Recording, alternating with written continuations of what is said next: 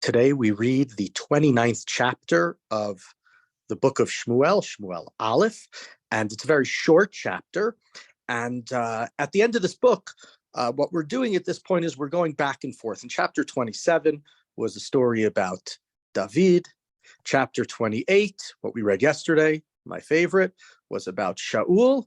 And today we skip back towards David. And remember, David is in Gaza. He's with the Plishtim, he's with the Philistines, he's pretending, or he's now allied with them. And Shaul in the last chapter was told that he will not survive the coming war. And that's where we begin chapter 29. Vayikbitzu Plishtim et kol machanehem afeka v'Yisrael chonim ba'ayin asher b'Yisrael. So the Philistines, as we said, they mustered their troops. We saw that already last chapter.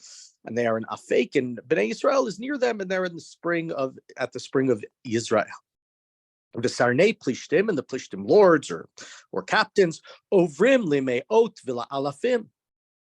They came marching, each with his unit of hundreds and of thousands. So we've spoken about 5 different Sarnei Plishtim, was what was mentioned in the past, and each of them have thousands of troops. V'David v'Anashav Ovrim ba'Acharana im Achish. And in the back of that line, the caboose of the soldiers coming to battle is David and his 600 men, with the people of Achish. David has lived, right? Achish, the king of God, who he ran to, gave him a city, Siklag. David has been living there, and David has been going out and waging war and sharing much of the loot, a lot of the loot with Achish. So Achish is very happy with it. But now we have complexity, because David is he going to war against Bnei Yisrael? Vayomru sarei plishtim, ma ha'ivrim ha'ela. And the Philistines, they say, their officers, they say, who are these? And Ivrim here can mean Hebrews as opposed to Plishtim, but Avar also means people who pass. These people, are they passing as Philistines? Have they crossed over from being on the Israel side to the Philistine, to the Plishti side? Vayomer Achish al sarei Plishtim halo zeh David eved Shaul melech Yisrael asher haya iti zeh yamim o zeh shanim. And Achish says, that's David, the servant of Saul. You can imagine like them gasping.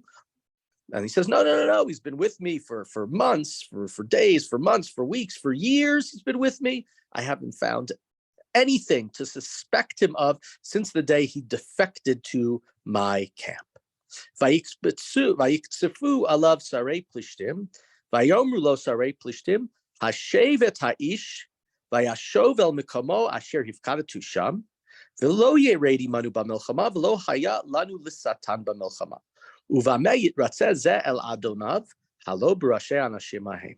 But they hear what he says, that David has been loyal to Achish and has sort of defected from the Israel side to the Philistine side, but it does not convince the other officers. They got angry and they said, this man needs to leave. He needs to go back where he comes from. He can't go us into battle. He's going to be an adversary to us. We know the word Satan. We think in the 21st century America, Satan. Satan means an adversary. It means like a prosecutor. Don't let him be an adversary against us in this war. You think he's on our side, but we think he's on the other side. So it can't be.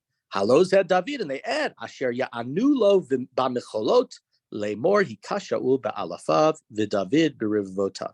This is David, whom they said Saul has slain thousands and David tens of thousands. Right? When Saul originally heard that verse being sung, he saw it as something that was bad. He got jealous that David has more glory than he does. David is killing tens of thousands, him only thousands. The Philistines see it as, this is Saul's number one guy.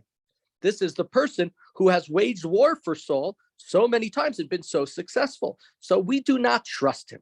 And it's an interesting thing, because David's in a very precarious position here. On the one hand, he's going with the Philistines. Is he going to wage war against Israel? He knows he's going to be the next king of Israel. He's always showed mercy. The 2 times where he had the ability to kill Saul, he's shown mercy and didn't. He cut the garment, he took his spear and then returned it. But David has always shown mercy. So here, David is in a very precarious position. What's he going to do? And he's sort of getting it out. He's sort of, he doesn't have to figure out, if I stay here and I try to help the Jews, the Philistines are going to massacre us. If I stay here and I'm on the Philistine side, I can't possibly fight against my brethren. So this is not the worst This is not the worst decision for King David, or not yet King David. Vayikra Achish, we're in verse 6, El David. So Achish calls David, Vayomer elav, Chai Adonai, Yashar ata v'tov b'einai v'tzeitcha uvoacha iti b'machane ki lo matzati v'cha ra'a miyom boacha elai ad hayom hazeh uve'einei hasranim lo tovata. And Achish comes, and interestingly, he says, I swear by God. Those are the kind of words that David and Yonatan and others use, that David says, I swear by God, I won't kill Saul, and David, Yonatan with their oath. So it's interesting that the leader of the Plishtim, one of the leaders, Achish, and this is an attempt of showing is how much he respects David and how much he believes that David's with him. I swear by your God, not just my God, your God, that you are upright and you're a good person and you've waged war and I found no fault with you. But the other Philistine leaders, the captains, they do not agree. So please go back, go in peace, and don't do anything to displease the Philistine lords. So, and it's interesting to think, what is he saying? Is he saying, don't go and double cross me? Is he saying, don't go and fight against the Philistine lords because you want to show them that you are, you're upset? Just go home. This is not your war. This is not your battle. Go home. And you fought many wars in the past. We got this one, and we'll fight again. We, as the readers, we know that the Philistines are going to be victorious. And it raises sort of this interesting question because, David is going to leave in a moment. And when he leaves, right, what if David had stayed at the battle? What if he had fought in some way, secretly helping Shaul in some way? But David is not going to be there for this battle. Continuing in verse, which verse are we up to? 10, I believe. 10? No, verse 8, my apologies. Vayomer David el Achish, ki me asiti uma matzata b'avdecha meyom asher hayiti lefanecha hayom hazeh ki lo avo v'nilchamti bo'evei Adoni Hamelech. David said, I haven't done anything wrong. You haven't found fault. I always went and I fought against your enemies. And so I'm here today as well.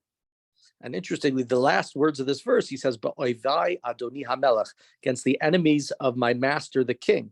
So it seems you can read it in two ways. On the one hand, to Achish, it sounds like he's saying, I was always fighting your enemies, Achish, you're the king. But we know that David has, of course, the only king in David's life is King Shaul.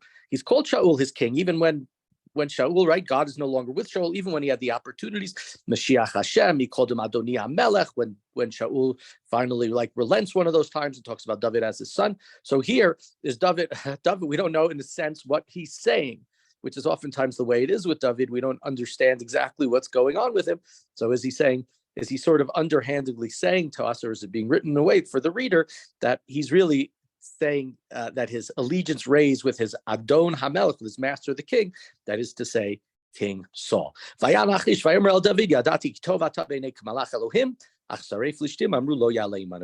Achish says again, I know you are like an angel of God, but the other captains, the other leaders of the Philistines, they say he will not go with us to war.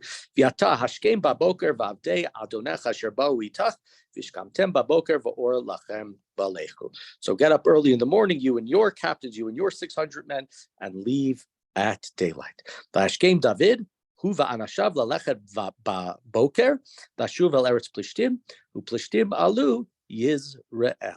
and so David wakes up in the morning and he goes back to the land of the Philistines, and the Philistines go up towards Yisrael, the spring of Yisrael, where Bnei Yisrael have their army encamped. And so it's a chapter. It's a small, short chapter. It's an interesting chapter because it's, who is David?